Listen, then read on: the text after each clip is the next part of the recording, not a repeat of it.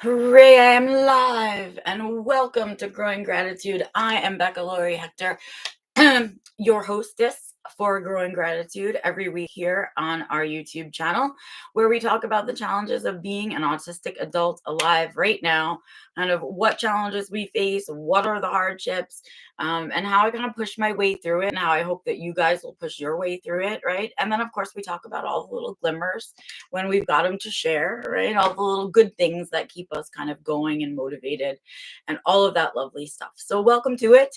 I'm glad to see you here. I missed you last week. I hope you missed me last week. I was off doing adulting, right? I actually had things to do last Sunday, and I had to run out of the house. And because I live where I live, nothing is closer than a half an hour to 40 minutes away. And so off I went on my Sunday morning adulting, and we had to miss each other. But I am back today. And here to talk to you about all of the lovely things that I have to share. And as always, kind of as I've always done Growing Gratitude, it's very off the cuff, and kind of what I'm thinking and feeling about today, about my week. And this week, I have spent the week challenging my attitude around exercise. That has been not in an intended focus of my week, but has actually ended up being kind of an intense focus for this week. So, some of you know, some of you don't know. Of course, I'm autistic. I talk about that all the time, but that's not the only disability I've got going on. I've got a couple of chronic illnesses going on for myself, one of which is POTS, and dysautonomia, which folks kind of hear a lot about in the neurodivergent community. And then I think that I've got, and I'm not sure because I've never been diagnosed, some hypermobile stuff going on. And along with that comes some joint pain, some degenerative disc disease, and a few other things going on in my body, crappy teeth, for example. But stuff like that. And so, I'm getting older. 50 is around the corner, right? And I am feeling it. I feel it in my back. I've got a pretty significant back injury type situation going on, with my discs and my hip on my right side. And that's kind of something happened along with the move when we were busy moving from Colorado to Maine. And it just never really healed properly. And it's sort of just in this phase of a back injury. And so I'm doing my best to heal it. And I've kind of done things to accommodate over the last few years this change in my physical function, which included some new hobbies like bird watching, which we talked about the last time I was on. But also last year, if you guys remember, Antonio and I got really into kayaking. And so I did that very intentionally because one of the things with POTS is that when it gets hot outside, it becomes really difficult for my body to regulate temperature. But also, when it's hot outside and the sun is strong, it's not easy for me to stay in an upright position, right? Standing and walking becomes more difficult because gravity pulls your blood down, and my blood already doesn't want to stay up. And so that's sort of the whole situation with that. And so I started to look for ways to exercise that were in a more reclining position, right? So that I could be in a seated or laying down type position and still exercise. Because, of course, I'm also having the pleasure of going through perimenopause. And we all have found out that as our hormones change, people gain weight in different places. And so my body is changing with that too. And that has been really uncomfortable for me. I don't feel comfortable in my own skin. And so I know that I've gained some weight and I'd like to kind of get back into some form of exercise, because one of the things I've learned living rurally and from the people I live around rurally is that the older folks that are still out and doing things and enjoying life are people that will always say to you the same thing. How do you do it? How are you still alive? How are you out here kayaking at 83? I just keep moving. I just keep moving, they all say, right? And so I think it's really easy to give in to the atrophy of age, right? And give into that there's nothing pulling on you necessarily to keep your physical body in shape, right? And so, but that is a common theme. I heard it when I lived there. I heard it living here. You hear it from folks who are happy and healthy and functional in their later stages of life, that what they did was, as soon as they started to get old, they started to move every day, whether it was walking every day with their spouse, or gardening and staying busy, or fishing, or something, right, to keep them physically moving. And so that's something I'm like hyper aware of also in the back of my head. But sometimes it's really hard to move through the pain, right? Sometimes there are days when I barely have enough spoons to do regular functioning things like eat and sleep, and those, and shower and whatnot, in which exercise feels um, out of my control, or out of the bounds of what I have spoons for. And so that's something I've been struggling with, needless to say, this whole explanation, this whole um, kind of figuring out how to make sure that I hear the um, wisdom from other people, which is to keep moving. But I need to find a way to keep moving that works for me and my disabilities, which are fluctuating and change all the time. So this has been a constant. The other and final layer to that whole situation is that I hate exercise. I hate it. I hate voluntarily sweating. I hate it. I hate overheating. I hate everything about it. And when you start to find out about exercise, or learn about exercise and what keeps you healthy, of course, there's all this weird pressure to do it correctly, right? If you don't get your heart rate up to a certain rate, it's not worth doing. If you're not sweating at the end of it, it's not worth doing. If you don't feel it in your muscles the next day, it wasn't worth the workout, right? Those kind of ideas. Or as soon as it gets easy, you should be lifting more, or going for longer, or right? And so it's this competition within self.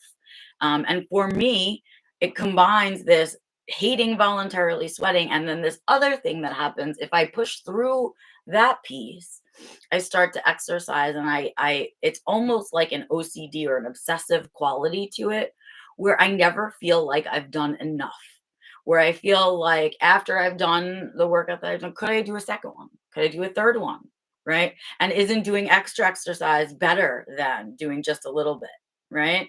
And so it becomes a trap for me. And so before I know it, I'm going from 20 minutes of exercise to an hour and a half, 3 times a day, because I feel like I should be able to do more, more, more, right? Because I'll lose weight faster, I'll get in shape better, right? And that is definitely a result of the world that I grew up in, and the way that health and exercise were presented to my generation, right? It was always about how many sit-ups you could do, and how many pull-ups you could do, and could you lift your own weight, and all of these other strange things, right? And so I never really thought about it any different than that. I think about exercise, and that's the spiral I go down, thinking about exercise. Well, a couple of weeks ago, I saw a video, and I didn't realize how impactful it was at the time, right? It was just, I was scrolling, doom scrolling, and I ran across this video. But this man who was doing this very silly thing on uh, um, a treadmill. And he was just like doing crazy movements and being silly on one foot, on another foot, not doing anything consistently. And the point of his video was in saying, movement is movement. That's exercise, right? You don't have to do it for a certain amount of repetitions. You don't have to do it till you sweat. You don't have to push yourself further. You don't have to gain muscle, right? You don't have, there's nothing about it. But the most important part of all of it is the movement, is just to get yourself moving for a certain amount of time every day, right? To not be sedentary for a certain amount of time every day, right? So I see this video, I kind of take it in, but I don't really, that wasn't like a forward facing, oh, let me digest this really powerful information. But as I sat with that for the next couple of weeks, I really digested for myself why that was impactful. Because the more I thought about it, I thought those are all the reasons that I stay away from exercise, because I don't feel like getting sweaty, because I don't want to overexert myself, because I don't want to feel any more muscle soreness the next day, right? Because I don't want to get into that loop where I could do more, I can do more, I can do more, I can do more, right? And I just, because all of those things, right? I just go, no exercise, right? But if I stop calling it exercise, right? And I redefine this concept as movement, I just need to move a certain amount of time per day. And it doesn't have to be fancy. I don't have to lift weights. I don't have to, right? I could walk around my yard in circles as long as I'm moving, right? So for about a year and a half, I have had a reclining bicycle in my office. It's very tiny. It was very inexpensive. I decided that because I live in Maine, right? There's a lot of times of the year where I can't go outside to exercise. And if I'm not doing an activity like going on a hike or going on a kayak to see things and do things, stationary exercise to me is stupid. I cannot wrap my hand or brain around walking on a treadmill for 20 minutes and getting nowhere, right? But I thought this reclining bicycle, right? At least I can sit. I don't have to be standing, so it won't mess with my pots. And at least it's tiny and it takes up a little amount of space. And at least these little things about it. So I bought the bike and I was like, because maybe in the winter time, if I can get myself started in some movement in the summertime, I can continue that movement in the winter time, just sitting on a bike, listening to a podcast, right? Bicycling away. And right. So I had thought about that for a long time. And then I mushed all of these things coalesced with this video from this man who I can't even remember his name, and I wish that I could. So if you remember this video or I'm describing your video, please come find me because it epically changed the way that I look at movement. It's been so impactful. So I kept thinking about this video and all, and this bike is sitting here and all of these attempts that I've made to take in this lesson of keep moving, right? And all of a sudden they all came together. Well, of course, I've been avoiding this bike because I keep thinking to myself, sure, I can start with 20 minutes and a couple amount of miles, but the next thing I know, I'm going to be pushing myself to another mile. Can I do another mile? Can I do another mile? How many miles a day can I do? Maybe if I do this many miles, I'll lose weight, right? And it's a trap because I work myself out until burnout, right? It's not a sustainable way for me to exercise. So I do it for bits and spurts in the same way that I've tried to do employment and it doesn't work. It's not sustainable. So I said, I'm going to fight that. I'm going to keep this video in my head. I'm going to take that thought pattern and use it and start riding this fucking bike. Because god damn it, it's been sitting in my office and I can't stand that. I know that it's there and I spent money on it and I should really be using it, right? It's not there to hold a blanket. It's there for me to sit on and exercise with. So finally, the other day, everything came together. And I said, okay, let me get on this bike. And the goal of getting on this bike is not for me to put enough resistance in there so that I feel how tired my muscles are, not for me to go fast and see how fast I can do a mile in, right? Not for me to see how many miles I can do in 15 minutes, not for any of those counting and competition, even though it's self competition type reasons. I'm going to get on. I'm going to say to myself, I'm going to challenge myself to move at least 20 minutes a day, every day. Move.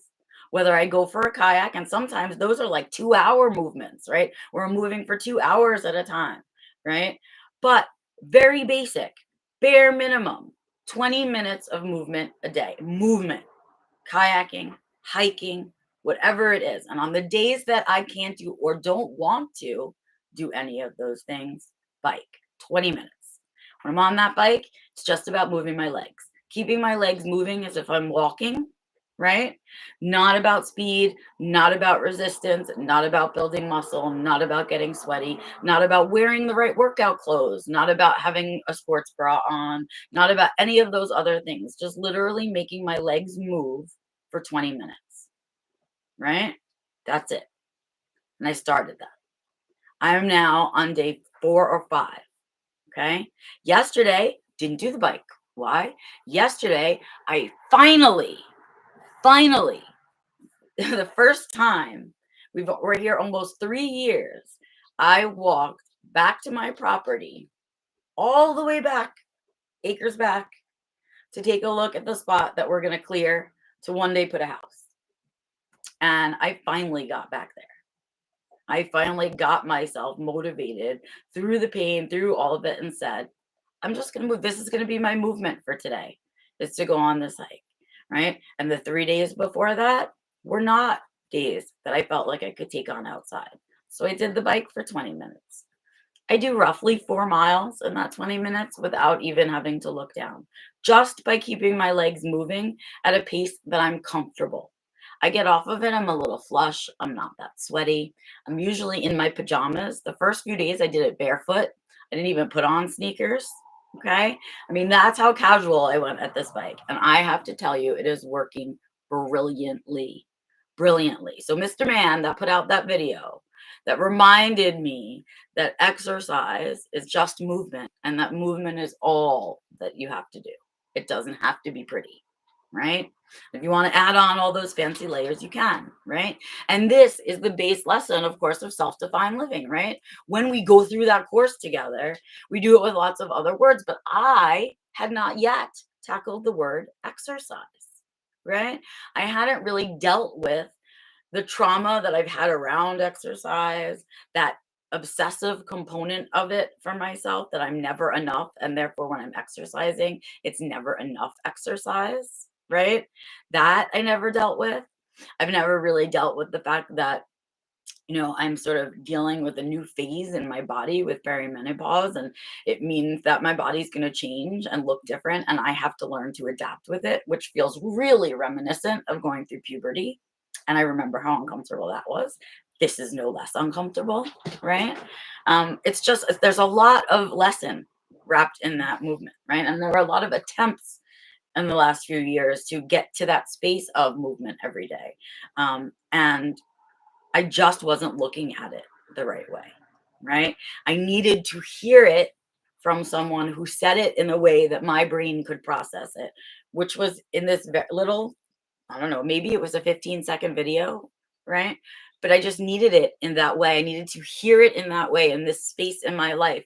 And then what I'm finding out is that a lot of the pain and that I'm having in my back and in my muscles and stuff actually is better after I've done some movement. I'm less stiff, I'm less sore, right? And so what I'm hoping is by building up some muscle and getting into movement every single day, everything will stay kind of warmed up and maybe I won't be in as much pain, right? Maybe that can start to get better too. Um, but for right now, it feels like, wow, I really fought this battle. I really, really came up with every excuse I could come up with around exercise, until I just had to face the fact that exercise isn't as fancy as everybody makes it out to be. It doesn't have to have all those rules, right? It doesn't have to mean going to the gym and having a gym membership. It doesn't mean having to lift weights in succession so that those weight numbers go up. It doesn't mean having to do any more than the 4 miles that I'm doing right now. 4 miles is 4 more miles than the no miles that I have been doing up until now. Right. And so I've been looking at it all wrong. Right. And this is why I think that the lessons in self defined living are so important because here I am. I've not only done that for myself, right? But then I put together the course and I've done the course so many times and I've given it to you guys. And still, I am doing this work for myself around words, right? Because still, there are things I have to learn about myself so that I can take care of my meat suit, right? And take care of my headspace and keep it protected, right? And stay open to all of these glimmers. Well, the only way to do it is to do all of those things, right? And part of taking care of my meat suit isn't just keeping it fed and slept and in shelter and having clothes and those things. It's also this physical component that I have to figure out how to work with and work around. It is now in a place where my life where if I don't, right, I am going to become a very sedentary old person.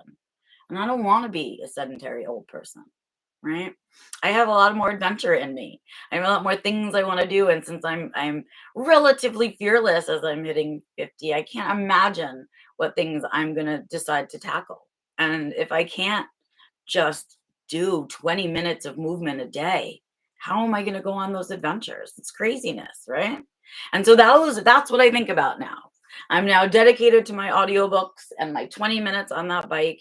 And if I don't have 20 minutes on that bike, it's because I'm going hiking or out on a kayak or doing something else, right? I mean, I started to think about it like, oh, if I even go to like like we have sidewalk art festivals here in Maine, where a lot of the artists come out and into the center of town, and they have tables and you can walk them, right? And look at their art and all of those things. Well, if I do that even for 20 minutes a day, I'm walking for 20 minutes. That's 20 minutes of movement. That's it. That counts. I don't have to come home and do the bike too, right? I don't have to exercise to the point of burnout, right? I just need to move for 20 minutes a day. So that's my weekly lesson for this week, you guys. It was a really, really good one and a really important one for me. I will stay connected with you guys because part of sharing this stuff with you is keeping myself accountable. I've shared with you now that I'm on this little ride around exercise, and I might be successful. I might find it to be sustainable. I might fall off the wagon, so to speak, right? I don't know. We'll see how it plays out. But by saying it out loud, it makes sure that I'm accountable to at least have to check in about it. Right. And I know that it's something that should be this important to me, that I want to stay accountable. So that's my food for thought for this week. Lots of little glimmers around this piece, though. Lots of little, it feels really good to finally tackle something that is literally sitting here and I've stared at every single day since I purchased it, and know that I'm finally making use of it. Know that I did make a smart choice in purchasing it. It does work for me and my mental health. It does work for me and my physical limitations. And it was a great choice and an affordable choice and all of those things. And I was really just creating mental barriers for myself to just getting on this bike, no matter what I'm doing or wearing or whatever, and just do 20 minutes of movement. So I hope that this little shakeup for me reminds you of all of these little places where words still can hide for you, that you need to maybe unpack and redefine for yourself, right? And we don't know when those little motivations are going to come. We don't know when those little messages are going to come and why they come in the packaging that they come in or when they arrive. But when they do, it's our job to pay attention, right? And so in itself, that little video that this person made, that I find it again, I will share it with you. I will like link them to this video. If you can find it, let me know. Really just casual little video with this man just saying, look, just get on your treadmill and be silly for 20 minutes. Who cares? Right? That's 20 minutes of movement. That was my glimmer for this week, right? It was a little window into, wait, back, you can do this. And it doesn't have to be this big giant mountain that you've created for yourself. It can just be barefoot on your reclining bike, listening to a chapter of your audiobook and maybe getting a little flushed in the face. Still counts. That's it. Right. Um, so yeah, whatever your 4 miles is versus no miles, go figure it out this week. It's been really empowering. For some reason, it's given me an energy to take on other challenges, right? Like, wait, this sat here for 2 years. This is how easy this thing is. After it sat here, what are the other easy things that I'm just avoiding? What is that about? Let's go get them. That's what I think. Um, and so with that, I take out the sunglasses from their case and I say, thank you, thank you, thank you for joining me for yet another growing gratitude this week. Sorry I missed you last week. Glad to be back this week. And just, this is my weekly reminder to you to please, please, please take care of your meat suit, right? Protect your headspace. Keep your eyes, ears, nose, mouth, everything open for all the glimmers out there. Grab them, keep them close, right? Make memory records of them because they're so important. They keep us getting up every day, right? And they give us the motivation to go, go, go and do the things that we want to do and get to the goals that we want to reach. And with that, I say have an amazing rest of your Sunday. I will see you guys out and about on the interwebs. And of course, if you are not following my Patreon just yet, the link is down below. Become a gratitude grower, support this YouTube channel. If you really enjoy coming here every week, come and join me as a gratitude grower. You'll get a weekly journal entry from me on Patreon that only my Patreon people get, where I talk about some more intimate things that are easier for me to share in writing than they are for me to share this way. And this week, I already know what I'm going to be writing about. I'm going to be talking a little bit more about that journey that I took back into my property to take a look at that space where one day a home will be, right? And that's all about designing your future and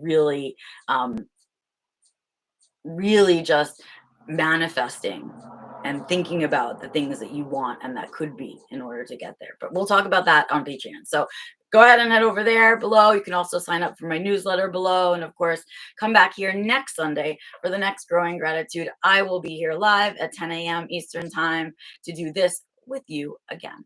I'll see you guys then. Bye.